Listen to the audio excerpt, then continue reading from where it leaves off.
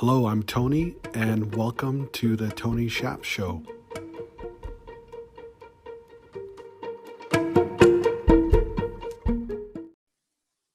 Well, hello, everybody. Welcome back. We have a special guest on the show this week. His name is Miles. I can't wait for him to share with us who he is, what he's all about, what he's done, and where he's going. So, Miles, take a second to say hello to everyone.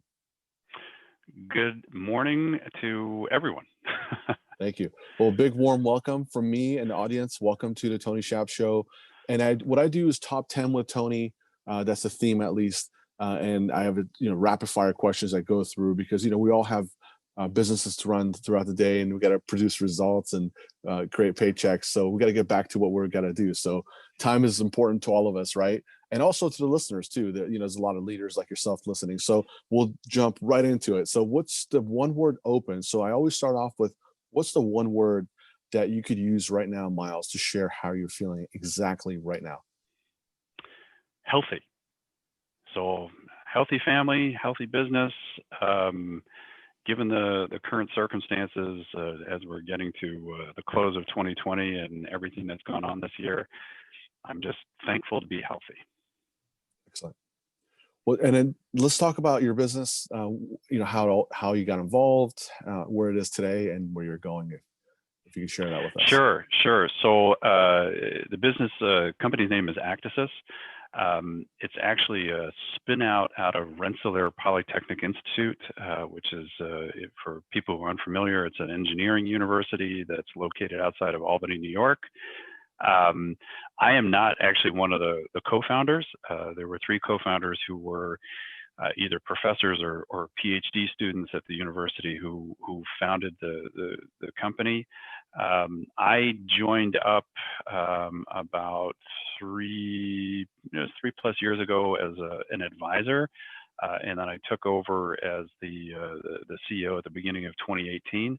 And our focal point, I guess our core expertise is aerodynamics, and we have some interesting technology that we've developed to apply aerodynamic principles to a wide variety of problems in different industries. Although our lead product and focus is in the automotive sector, where we use this aerodynamic technology to actually clear and clean sensors on a vehicle. So as vehicles get more complex, and we have cameras and lidars and all sorts of things to help essentially allow the vehicle to start taking on driving functions by itself, it's like the car has a pair of glasses, and when the glasses get dirty, they need to be cleaned in order to see properly. So that's our function. Excellent. Share with us a recent win that you've experienced in business context, and also what did you learn from it? Yeah, so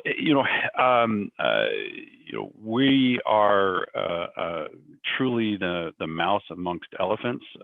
Obviously, the automotive industry is enormous, and the OEMs are enormous companies, and we're a little pipsqueak. So it's clearly just at the outset intimidating to try and work your way into that pack. But our biggest win, and it's actually one that we announced recently, was a relationship with Volvo Cars. So we started working with them in 2019.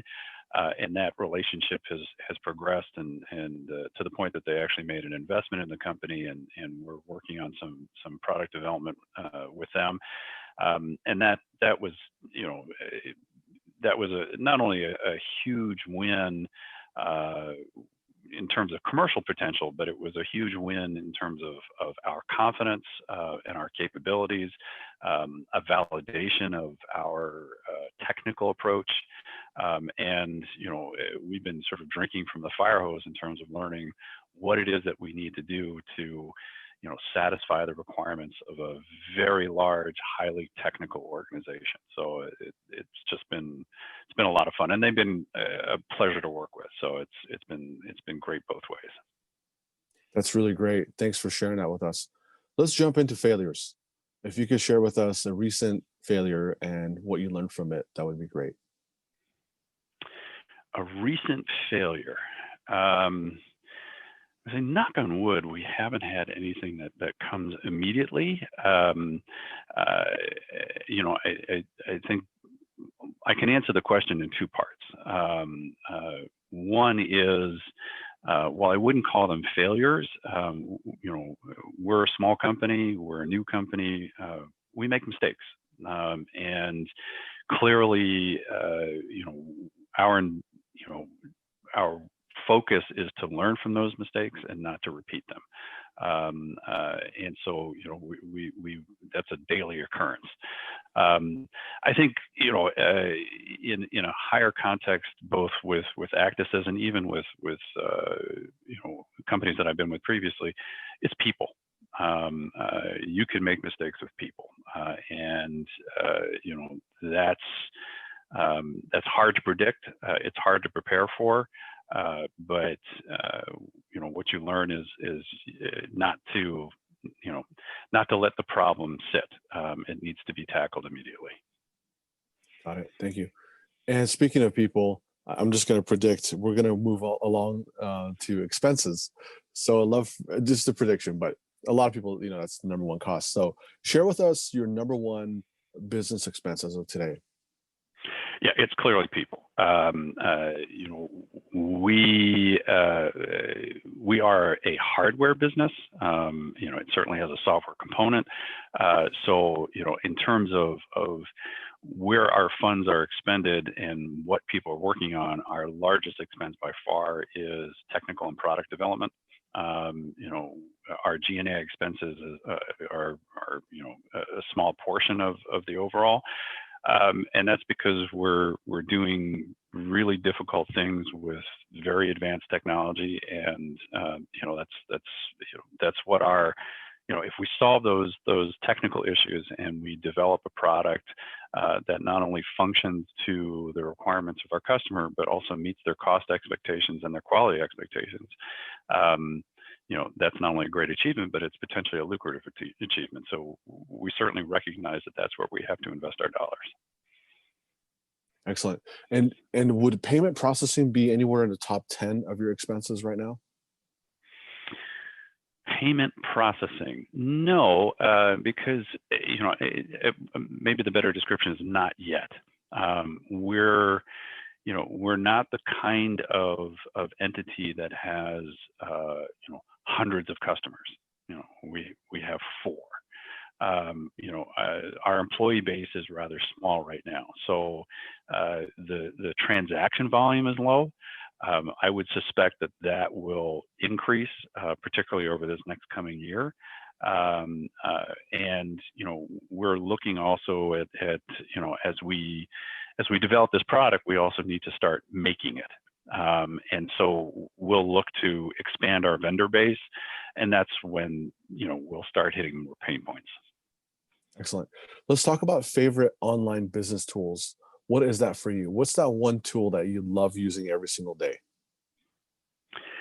Gosh, that's, you know, I use so many, and I'm trying to think if there's one that really stands out as, you know, I can't live without this. I think there are 2. One is our CRM. So we use a tool called Pipedrive, which is a web-based CRM. That makes my life so much easier in terms of just the business development process, and we track several things in that. So that's been very helpful. I think the other is, you know, particularly now, given COVID and all the restrictions, we use an online tool called Ignite, which is EGNYTE, which is a server, but it's a virtual server. And it allows very easily for us to, you know, one of the things that we're really good at, because we deal with technology and technical processes, is we generate an enormous amount of data.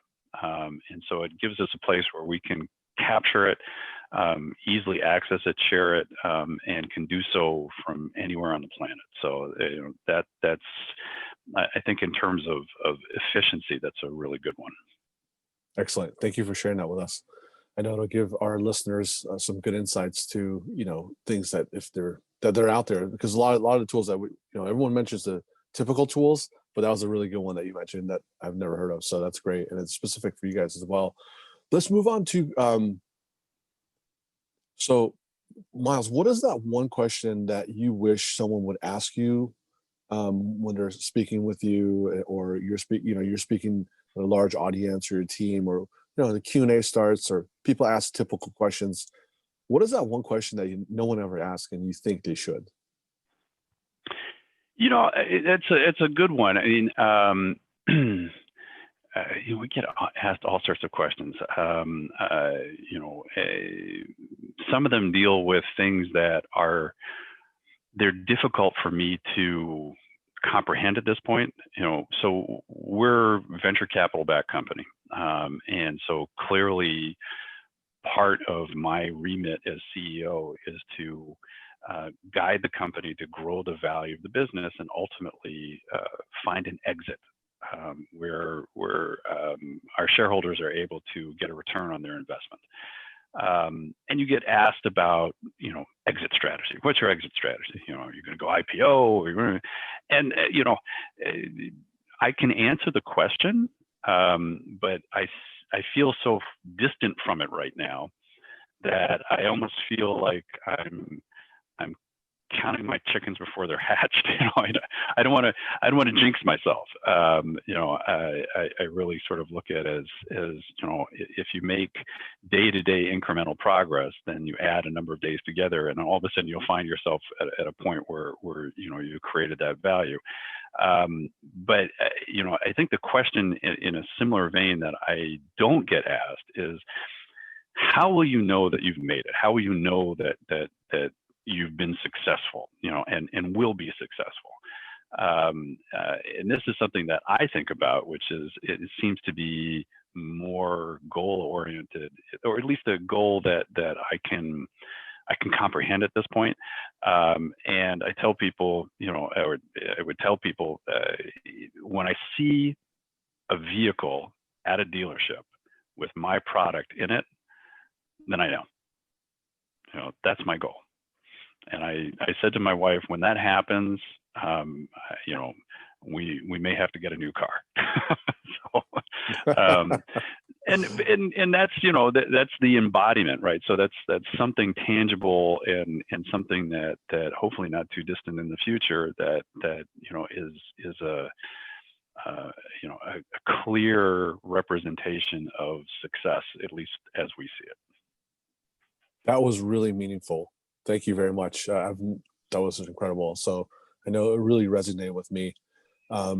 As we're coming to a close, share with our audience how they could get in touch with you if they have any questions, and your website address. That would be great. Yeah, so the website, which is currently being revamped, is Actasys Inc. So ACTASYSINC.com. You can certainly find me on LinkedIn.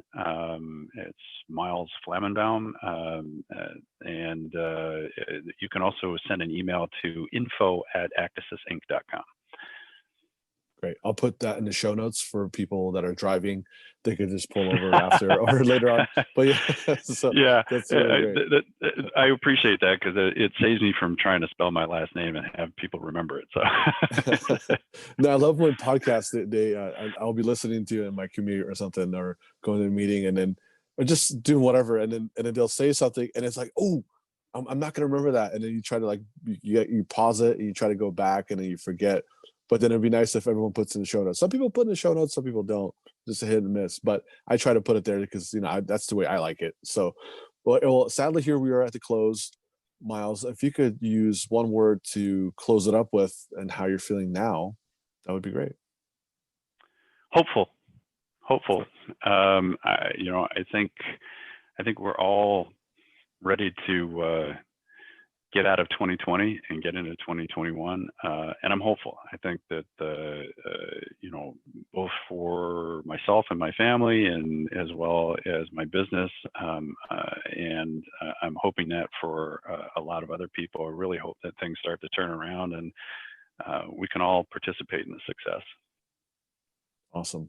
Miles, thank you very much for coming on to the show and sharing with us particular gems that are important to you. Now people have a really good insight about more about who you are, more about your company, and I really appreciate your time, and I can't wait to have you on here again. Tony, much appreciated, and thanks to everybody for listening. Of course.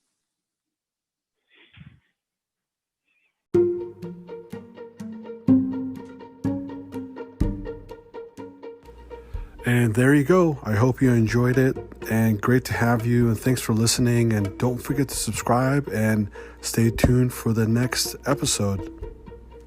Till next time, onwards and upwards.